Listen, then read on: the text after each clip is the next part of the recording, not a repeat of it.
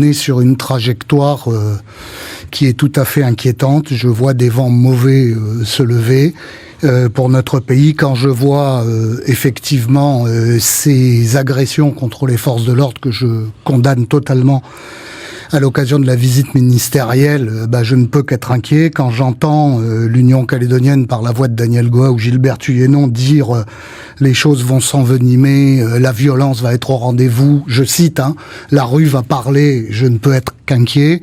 Quand j'entends en réponse en face Nicolas Metzdorf, député, dire j'en ai marre du racisme des indépendantistes, de leur incompétence, de leur bêtise, de leur manque de courage.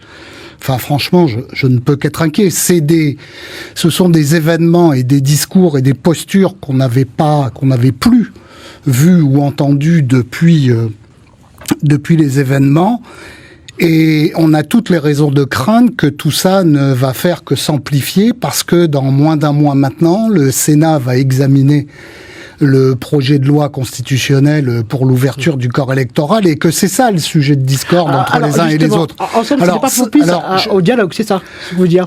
Évidemment, enfin, tout indique qu'il y a de moins en moins de place pour le dialogue et de plus en plus de place pour les postures, les provocations et les affrontements. Donc, je vois une nasse qui est en train petit à petit de se refermer sur notre pays et qui nous tire ou qui nous ramène vers les événements. Et c'est la raison pour laquelle, en ce qui nous concerne, nous, Calédonie Ensemble, dans les prochains jours, on fera un certain nombre de propositions pour essayer de sortir de ce cercle infernal, parce que je vois des gens qui se parlent de moins en moins et qui se provoquent ou qui s'affrontent au moins verbalement de plus en plus. Je pense qu'il faut obtenir également de l'État des garanties d'impartialité.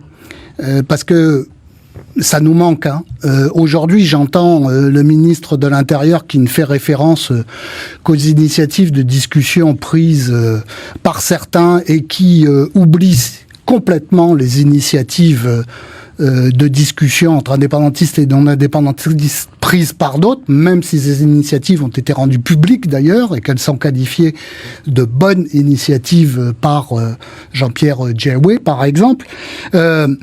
Je vois un État, et c'est d'ailleurs le reproche que l'UC fait à l'État, qui ne donne pas les gages d'impartialité qui ont toujours été la clé d'un dialogue fructueux entre les uns et les autres. C'est parce que l'État était impartial qu'on a réussi la poignée de main entre Jacques Lafleur et Jean-Marie Tjibaou. C'est pour la même raison qu'on a réitéré lors de l'accord de Nouméa, et je pense qu'on ferait bien de s'inspirer de ce principe qui est un principe sacro-saint chez nous.